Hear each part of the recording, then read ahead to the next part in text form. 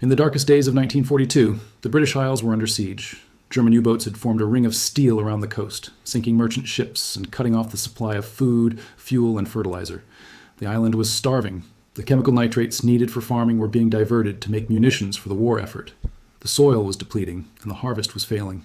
But on the rocky, windswept shores of Scotland and Ireland, farmers remembered a secret that had kept their ancestors alive for 1,000 years. They didn't need the factories, they didn't need the ships, they just needed the tide. They went down to the beaches at low tide and harvested tons of a slimy, green biomass that washed up from the deep ocean. They piled it onto their fields, they brewed it into tea, and the results defied agricultural science. Crops grew in weeks instead of months. Potatoes resisted the blight that had caused famines a century before. Vegetables grew to sizes that seemed impossible without synthetic chemicals. They had rediscovered a fertilizer that contained every single mineral on the periodic table, plus a secret growth hormone that forced plants to explode with life. This is seaweed, specifically kelp, Ascophyllum nodosum, and the reason you are paying $50 for a bottle of blue liquid at the garden center instead of harvesting this free abundance is because the fertilizer industry cannot patent the ocean. In this video, we are uncovering the biological mechanism that makes seaweed the most powerful fertilizer on Earth, why governments are trying to ban you from collecting it, and how you can use it to break your dependency on the chemical cartel, the ocean's chemistry set. To understand why this plant is a threat to the $200 billion fertilizer industry, you have to look at the chemistry of the ocean itself. The ocean is the final drain of the planet. Every time it rains, minerals are washed out of the soil, into the rivers, and down to the sea. Over millions of years, the land has been losing fertility, and the ocean has been gaining it. The ocean is a soup of every element necessary for life. Seaweed is the biological sponge that soaks it all up. Unlike land plants that have to search for nutrients with their roots, seaweed is bathed in nutrition 24 hours a day. It absorbs minerals directly through its fronds. A single strand of kelp contains over 60 trace minerals. It contains selenium, iodine, magnesium, calcium, iron, zinc, manganese, and boron. It contains elements that have been farmed out of our topsoil for a century. When you apply seaweed to your garden, you are not just feeding the plant nitrogen. You are returning the lost minerals back to the land. You are closing the geological loop.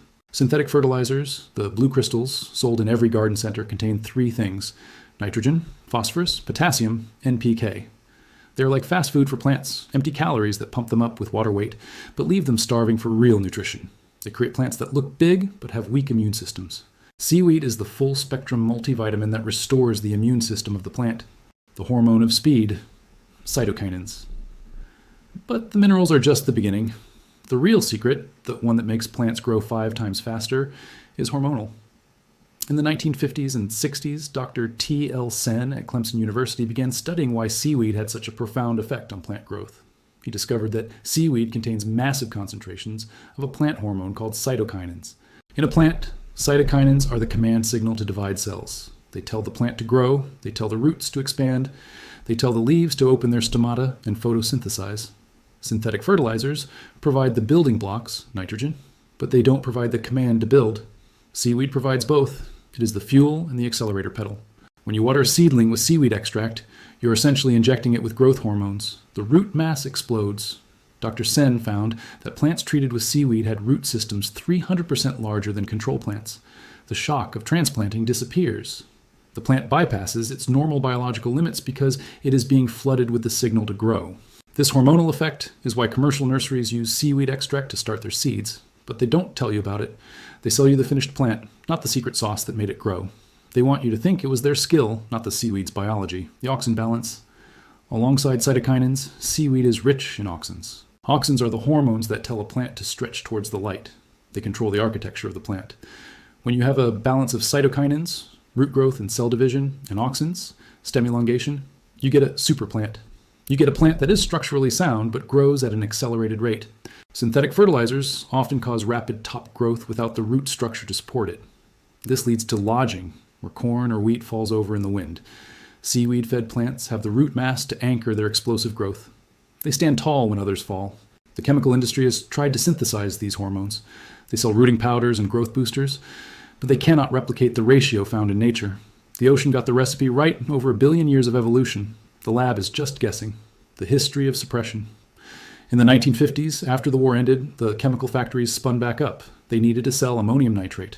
They launched a campaign to modernize farming, and they called seaweed primitive, or they called it peasant farming. They replaced a free full-spectrum fertilizer with an expensive, limited one. But the suppression didn't stop at marketing. It moved to legislation. Today, in many coastal regions of California, Oregon, and the UK, harvesting seaweed is heavily regulated or outright banned without expensive commercial licenses. They cite ecological protection. They say that harvesting seaweed damages the beach ecosystem. And there is truth to this. Industrial mechanical harvesting is destructive. Huge ships dredging the kelp forests destroy habitat for fish and otters. This should be banned. But the individual gardener picking up drift seaweed, the dead kelp that is already washed up on the sand, does zero harm. It is already dead.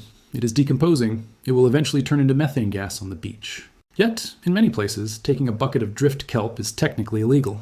You can be fined. Why? Because if every coastal resident used the free fertilizer on the beach, the local garden centers would lose millions.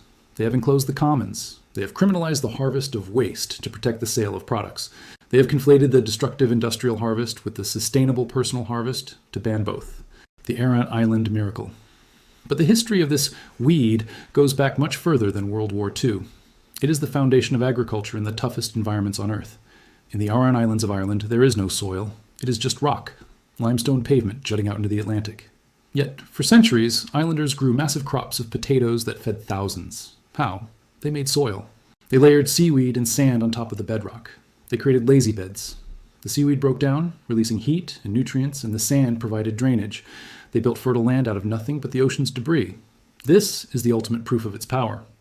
If it can grow food on bare rock, imagine what it can do in your garden.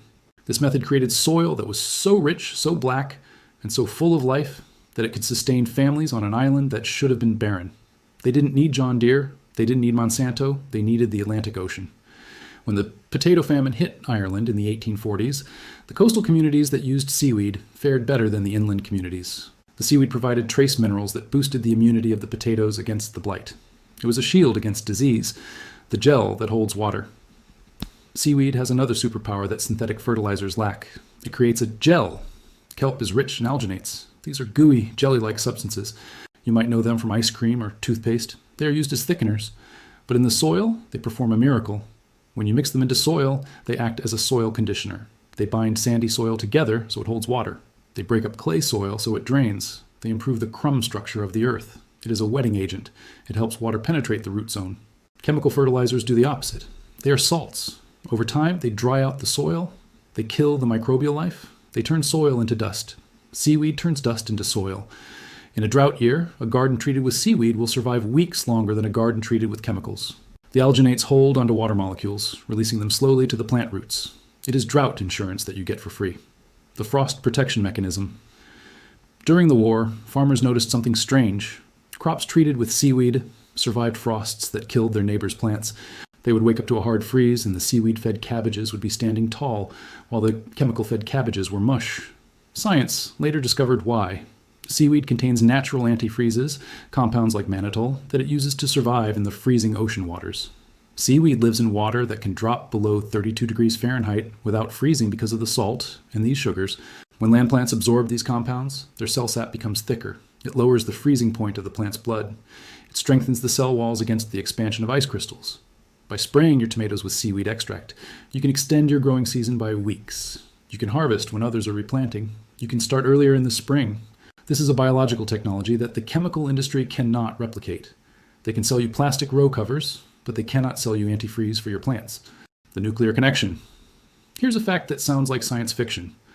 Seaweed can protect your body from nuclear fallout. After the Chernobyl disaster, and again after Fukushima, sales of kelp skyrocketed. Why? Because kelp is rich in iodine. If you have enough natural iodine in your thyroid gland, your body will not absorb radioactive iodine-131 from the fallout. It blocks the absorption. But there is another compound, sodium alginate. Studies have shown that alginates can bind to radioactive strontium in the gut and remove it from the body. It is a chelating agent. It grabs heavy metals and pulls them out. If seaweed can pull heavy metals out of a human body, imagine what it does for the soil.